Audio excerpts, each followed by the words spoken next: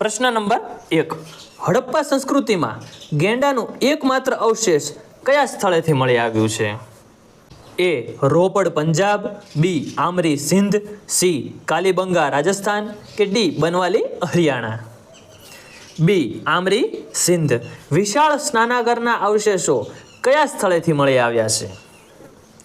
બાલાકોટ, આમરી, મોહેંજો-દડો કે પછી દૈમાબાદ? સી મોહેંજો-દડો ખાતેથી. નિમ્નલિખિતમાંથી કયું હડપ્પા સંસ્કૃતિનું સ્થળ સૌપ્રથમ શોધવામાં આવ્યું? લોથલ, કાલીબંગા, બનવાલી કે પછી સુતકા ગેંડોર? ડી સુતકા ગેંડોર. આ સ્થળ છે સૌપ્રથમ શોધવામાં આવ્યું. કાશી મહાજનપદની રાજધાની કઈ? પહેલા આપણે મહાજનપદો હતા, તો કાશી જે મહાજનપદ હતું એની રાજધાની કૌશાંબી, મથુરા, વારાણસી કે પછી વૈશાલી? સી વારાણસી હતું. ભીમબેટકામાં મળેલ ચિત્રો કયા કાળ દરમિયાન દોરાયેલા હતા? મધ્યપાષાણ, નવપાષાણ, ઉચ્ચ પુરાપાષાણ કે પછી નિમ્ન પુરાપાષાણ? સી ઉચ્ચ પુરાપાષાણ કાળ. નવપાષાણ કાળ દરમિયાન સૌથી મહત્વપૂર્ણ ઘટના કઈ બની? ગુફાઓનો વિકાસ, કૃષિ કાર્યનો પ્રારંભ, ઉદ્યોગોનો વિકાસ કે પછી પશુપાલનનો પ્રારંભ? બી કૃષિ કાર્યનો પ્રારંભ થયો. માનવ દ્વારા સર્વપ્રથમ કયા પ્રાણીને પાલતુ બનાવાયું હતું? હાથી, કૂતરો, ગાય કે પછી ઘોડો? બી કૂતરો. એક સ્ત્રીના ગર્ભમાં છોડ હોય તેવી મૂર્તિ કયા સ્થળેથી મળી આવેલી છે? હડપ્પા, બનવાલી, આમરી કે પછી મોહેંજો-દડો? હડપ્પા. એવું કહેવામાં આવે છે કે આ જે માતા છે એમને પૃથ્વી દેવી એવું નામ આપવામાં આવ્યું હતું. સિંધુ ઘાટી સભ્યતાનું કયું સ્થળ સૌપ્રથમ શોધવામાં આવ્યું? ડી હડપ્પા. ઋગ્વેદ મુજબ સૌથી પવિત્ર નદી કઈ માનવામાં આવે છે? સરસ્વતી, યમુના, ગંગા કે પછી સિંધુ? એ સરસ્વતી.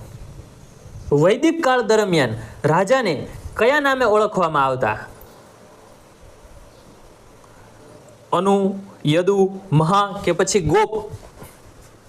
ડી ગોપના નામે ઓળખવામાં આવતા હતા. કયા વેદમાં વિવિધ પ્રકારના યજ્ઞની વિધિનો ઉલ્લેખ કરવામાં આવ્યો છે? યજુર્વેદ, ઋગ્વેદ, અથર્વવેદ કે પછી સામવેદ? એ યજુર્વેદ. યજુર્વેદમાં વિવિધ જે યજ્ઞ છે એની વિધિઓ એ બધાનું વર્ણન કરવામાં આવેલું છે. સાંખ્ય દર્શનનું પ્રવર્તક નિમ્નલિખિતમાંથી કોણ છે? મતલબ કે સાંખ્ય દર્શનના પ્રવર્તક કોણ છે? અલગ અલગ આપણે ષટ દર્શનો થઈ ગયા, 6 દર્શન, એમાં સાંખ્યના પ્રવર્તક કપિલ મુનિ, કણાદ મુનિ, ચરવાક મુનિ કે ગૌતમ મુનિ? એ કપિલ મુનિ. ઋગ્વેદમાં સૌથી મહત્વપૂર્ણ દેવતા કોને માનવામાં આવ્યા હતા? ઇન્દ્ર, અગ્નિ, સૂર્ય કે પછી સોમ? એ ઇન્દ્રદેવને. પ્રાચીન સમયમાં ઇન્દ્રદેવનું બહુ વધારે મહત્વ હતું. ઇન્દ્રદેવ છે, પછી અગ્નિદેવ, આ બધાનું. પછી ઋગ્વેદ પછી જે બીજો સમયગાળો આવ્યો, જે ઋગ્વેદ પછીનો સમયગાળો, એમાં બ્રહ્મા, વિષ્ણુ અને મહેશનું મહત્વ વધી ગયું. ઋગ્વેદના કયા મંડળમાં ગાયત્રી મંત્ર આપવામાં આવ્યો છે? ષષ્ઠમ, ત્રીજા મંડળમાં, પંચમ કે પછી ચતુર્થ? બી ત્રીજા મંડળમાં. ઋગ્વેદનો જે ત્રીજો મંડળ છે એમાં ગાયત્રી મંત્ર આપવામાં આવ્યો છે. જો વેદોને લગતા કોઈક ને કોઈક પ્રશ્નો તો અવારનવાર પરીક્ષામાં પૂછાતા જ હોય છે. બની શકે ઘણી બધી વાર એવું બનતું હોય કે આપણે જે પ્રકાશનમાંથી વાંચન કર્યું હોય ને, ક્યારેક પરીક્ષામાં પ્રશ્ન પૂછાય તો એ આપણે જે પ્રકાશનની બુકમાંથી વાંચન કર્યું છે એમાં એ આપેલો જ ન હોય, એટલે આપણે ધ્યાનમાં જ ન આવે. તો આવી રીતે એમસીક્યુ વાઇઝ તમે રિવિઝન કરેલું હશે તો આવા અમુક પ્રશ્નો તમને બેઠા જ જોવા મળી શકે છે અને તમારું મગજ એ સમયે કાર્ય કરી શકે છે. તમે મૂંઝવણમાં ન આવો, તમે ડાયરેક્ટ જ ઓપ્શન ટિક કરી શકો છો, એટલે તમને ડાયરેક્ટ જ ખ્યાલ આવી જાય. 3-4 દિવસ પહેલાં આપણે એક પોલીસ કોન્સ્ટેબલનું મોડલ પેપર અપલોડ કરેલ છે, એની અંદર પણ આ વેદોના પ્રશ્નો આપણે ટાંકી લીધેલા છે. એટલે એ પણ જો તમે હજી ન જોયું હોય, મોસ્ટ આઈએમપી જે 20 વિષય વાઇઝ MCQ જે છે એ બધા જ એમાં લીધેલા છે કે પોલીસ કોન્સ્ટેબલની એક્ઝામને અનુલક્ષીને કયા વિષયમાં કેટલા માર્ક્સનું આવે એ પ્રમાણે આપણે એને આખું તૈયાર કરેલું છે. તો એ વિડીયો તમે ન જોયો હોય તો એ પણ જોઈ લેજો. આપણે ડિસ્ક્રિપ્શન બોક્સમાં પણ મૂકી દઈશું એની લિંક. આગળ જોઈએ કે ઋગ્વેદમાં વ્યાપારીઓને કયા નામથી ઓળખવામાં આવતા હતા? બ્રુક, તક્ષણ, પણી કે અલવ? સી, પણી તરીકે ઓળખવામાં આવતા હતા. ઋગ્વેદ કાળમાં કયા ધાતુથી પરિચય થયો ન હતો? સોનું તો હતું પ્રાચીન સમયમાં. કાંસન તાંબાની તો આપણે ઋગ્વેદ પહેલાના સમયમાં જ્યારે મોહેંજો-દડો એ સમયથી કાંસું તાંબુ તો સૌ પ્રથમ તામ્ર યુગને પછી કાંસાનો યુગ આવ્યો. તો લોખંડ જે છે ને એનો પરિચય ન હતો. નિમ્નલિખિતમાંથી કયો યજ્ઞ રાજ્ય વિસ્તાર તેમજ જનતાની સુખ સમૃદ્ધિ માટે કરવામાં આવતો? રાજસૂય, અશ્વમેઘ, પુરુષમેઘ, વાજપેયી યજ્ઞ? બી, અશ્વમેઘ યજ્ઞ. અશ્વમેઘ યજ્ઞ શ્રી રામે કર્યો તો, લવકુશે એમનો ઘોડો રોક્યો તો. રામાયણ જોઈ હોય તો એની અંદર એનું બધું વર્ણન જોવા મળશે. ઉત્તર વૈદિક કાળમાં રાજા સારથીની કયા નામથી ઓળખતા? ઉત્તર વૈદિક કાળમાં રાજાના સારથીની કયા નામથી ઓળખવામાં આવતા હતા? એટલે રાજાના જે સારથી હોય એ કયા નામે ઓળખાતા?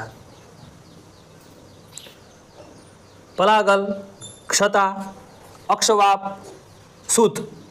ડી, સૂત. તમે મહાભારત જોયું હોય તો તમને ખ્યાલ છે કર્ણને સૂત પુત્ર કહીને વારંવાર ઘણા બધા લોકો અપમાનિત કરતા હતા. તો એ સારથીનો પુત્ર એવું કહેવાતું હતું કે સારથીએ એને મોટો કરેલો એટલે એને સૂત પુત્ર કહેતા હતા. તો જે રાજાનો રથ ચલાવે એને સૂત કહેતા હતા. જૈન ધર્મના 23મા તીર્થંકર પાર્શ્વનાથના કયા વંશના રાજાના પુત્ર હતા? પાર્શ્વનાથ કયા વંશના રાજાના પુત્ર હતા? તો ઇક્ષ્વાકુ, યાદવ, કૌશલ કે સોનનંદ? તો ઇક્ષ્વાકુ કુળના. જે રામ ને એ બધા થયા એ ઇક્ષ્વાકુ કુળના જ થઈ ગયા. મહાવીર સ્વામી દ્વારા ગૃહત્યાગ કોની આજ્ઞા લઈને કરવામાં આવ્યો? ત્રિશલા, સિદ્ધાર્થ, નંદીવર્ધન કે પ્રિયદર્શના? સાચો જવાબ આવશે ઓપ્શન સી, નંદીવર્ધન. મહાવીર સ્વામીના મોટા ભાઈ, એ મોટા ભાઈની આજ્ઞા લઈ અને પોતે ગૃહનો ત્યાગ કરી દીધો. જૈન ધર્મમાં મહાવ્રતમાં 5મું વ્રત મહાવીર સ્વામી દ્વારા કયું જોડવામાં આવ્યું? બી, બ્રહ્મચર્ય જોડવામાં આવ્યું. મહાવીર સ્વામીનું નિર્વાણ કયા સ્થળે થયું? કોઈક મહાન વ્યક્તિ છે, બુદ્ધ છે કે પછી મહાવીર છે, આ બધાના જે મૃત્યુ થાય એને નિર્વાણ કહેવામાં આવે છે. ઝરુમભીક, વૈશાલી, પાટલીપુત્ર કે પછી પાવાપુરી? Option D, Pawapuri. ભગવાન બુદ્ધનું જો પૂછે તો કુશીનારા ખાતે ભગવાન બુદ્ધનું મહાપરિનિર્વાણ થયું હતું. જૈન ધર્મમાં 5 મહાવ્રતમાં અસ્તેયનો અર્થ શું થાય છે? ઇન્દ્રિયોને વશમાં કરવી, ચોરી ન કરવી, હિંસા ન કરવી કે સંગ્રહ ન કરવો? બી, ચોરી ન કરવી. જૈન ધર્મ અનુસાર સંલેખનાનો અર્થ શું થાય છે? આ સંલેખના છે ને અત્યારે થોડુંક એમ કહેવાય કે સમાચારમાં છે. હમણાં એક નાનકડી એવી છોકરી સાવ નાની ઉંમરમાં આ સંલેખના કરી અને દેહ ત્યાગ કર્યો છે. તો એ ચર્ચાનો વિષય બની ગયો અને એના અમુક મુદ્દાઓ પણ થયા એમ કે આવું ધર્મમાં કઠોર ન હોય એમ. અને એની કંઈક બીમારી હતી અને કોઈક જૈન સાધુએ એવું કહ્યું હતું કે તું સંલેખના દ્વારા આને એમ કે જીવનમાંથી મુક્તિ મળે એમ. એટલે તમે એનું ડિટેલમાં સર્ચ મારી શકો છો. પણ ટૂંકમાં સંલેખના એટલે એમાં એવું છે કે ઉપવાસ કરવાનો. ઉપવાસ કરી અને પછી પોતાનો પ્રાણ ત્યાગ કરી દેવાનો. વ્યક્તિને એવું લાગે કે હવે બસ મેં જીવન જીવી લીધું આખું, હવે બસ કાંઈ શેષ નથી રહ્યું, તો હવે પછી એ શું કરશે? ઉપવાસો ચાલુ કરશે અને ઉપવાસો દ્વારા પોતાનો જે પ્રાણ છે એને શું કરી દેવાનો? ત્યાગ કરી દેવાનો. ચંદ્રગુપ્ત મૌર્ય વંશનો સ્થાપક, એણે એવું કહેવાય છે કે કર્ણાટકના શ્રવણ બેલગોડા ખાતે આ સંલેખના કરી અને દેહ ત્યાગ કર્યો હતો. તો ઓપ્શન સી, ઉપવાસ દ્વારા પ્રાણનો ત્યાગ કરવો. સાચો જવાબ છે ઓપ્શન સી. નિમ્નલિખિતમાંથી કયા મૌર્ય શાસક દ્વારા જૈન ધર્મ અપનાવવામાં આવ્યો હતો? સંપ્રતિ, બિંદુસાર, અશોક કે ઉપરોક્ત તમામ? તો સંપ્રતિ જે છે એને મૌર્ય શાસક હતો, એને જૈન ધર્મ અપનાવ્યો હતો. અશોકનું પૂછે તો એને બૌદ્ધ ધર્મ અપનાવ્યો હતો. બક્સરનું યુદ્ધ કયા ગવર્નર જનરલના કાર્યકાળ દરમિયાન થયું? સી. રોબર્ટ ક્લાઇવના સમયગાળા દરમિયાન બક્સરનું યુદ્ધ થયું.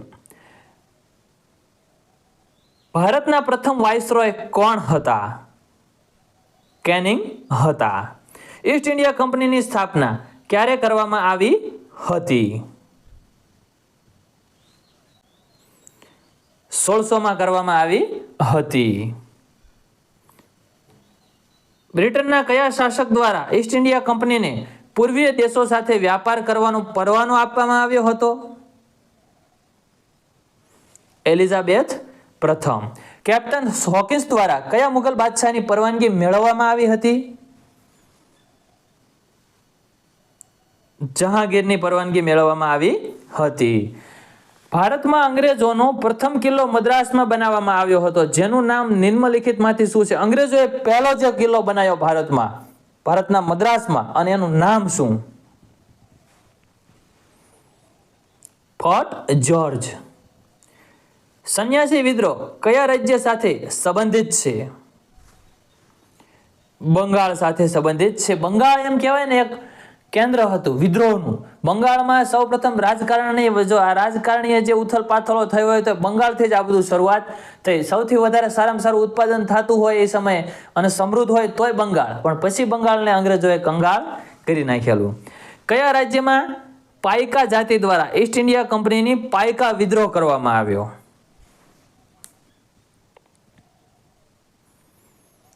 બી. ઓડિશા. સંન્યાસી વિદ્રોહનું તાત્કાલિક કારણ નિમ્નલિખિતમાંથી કયું હતું?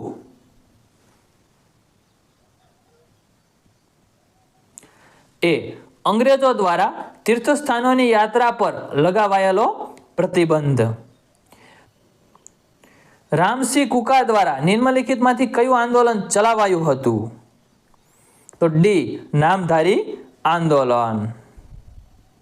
ભારતીય ખેડૂતોનો પ્રથમ સફળ વિદ્રોહ કોને માનવામાં આવે છે? નીલા વિદ્રોહ. 1818 દરમિયાન થયેલા વાઘેર વિદ્રોહ કયા શાસકો વિરુદ્ધ કરવામાં આવ્યો હતો?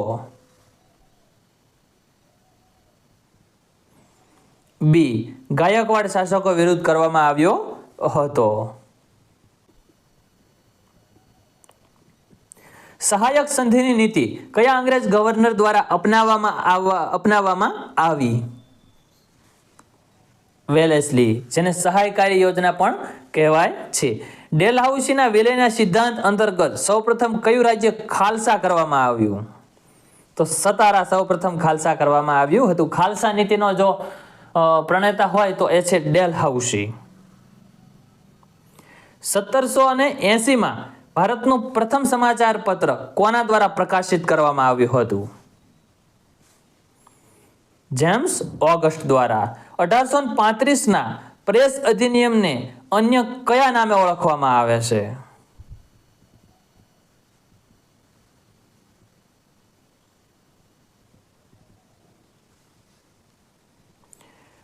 મેટકાફ અધિનિયમ. વર્નાક્યુલર પ્રેસ એક્ટને કયા ગવર્નર જનરલ દ્વારા રદ કરવામાં આવ્યો હતો? રિપન દ્વારા. બંગાળી ભાષામાં સોમપ્રકાશનું પ્રકાશન કોના દ્વારા પ્રારંભ કરવામાં આવ્યું? ઈશ્વરચંદ્ર વિદ્યાસાગર. બાળ ગંગાધર તિલક દ્વારા અંગ્રેજીમાં કયું સમાચાર પત્ર ચલાવાતું હતું? મરાઠા એ અંગ્રેજીમાં ચલાવાતું હતું અને કેસરી એ મરાઠી ભાષામાં ચલાવાતું હતું. મરાઠા એ અંગ્રેજી ભાષામાં, આપણને એવું થાય કે મરાઠા મરાઠી ભાષામાં હશે, પણ મરાઠા છે ને એ અંગ્રેજી ભાષામાં, અને કેસરી છે, આ જે કેસરી જોવો છો એ મરાઠી ભાષામાં હતું. નિમ્નલિખિત માંથી કોના દ્વારા ભગવદ્ ગીતાનો અંગ્રેજીમાં અનુવાદ કરવામાં આવ્યો હતો? તો ચાર્લ્સ વિલિંગ્સ. 1857 કયા સ્થળે હિન્દુ કોલેજની સ્થાપના કરવામાં આવી હતી? કલકત્તા ખાતે. મેકોલે સમિતિ દ્વારા ભારતીયોને કઈ ભાષામાં શિક્ષણ આપવાની ભલામણ કરવામાં આવી હતી? અંગ્રેજી. કયા અધિનિયમ અંતર્ગત શિક્ષણ વિભાગ પ્રાંતીય સરકારને હસ્તાંતરિત કરવામાં આવ્યો?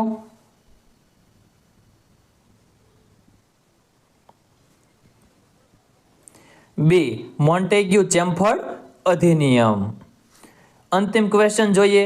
વિદ્યાર્થી મિત્રો, જો તમને વિડીયો પસંદ આવે તો વિડીયોને લાઈક કરો, આપણી આ યુટ્યુબ ચેનલને સબસ્ક્રાઇબ કરી શકો છો અને તમારી જેમ તૈયારી કરતા બીજા તમારા મિત્રોને આ વિડીયો શેર કરી અને એમને મદદરૂપ પણ થઈ શકો છો. ભારતમાં પ્રથમ રેલવે ક્યારે ચલાવવામાં આવી હતી? તો બધાને આવડે જ છે, ઈસવીસન 1853 માં. ઓપ્શન બી.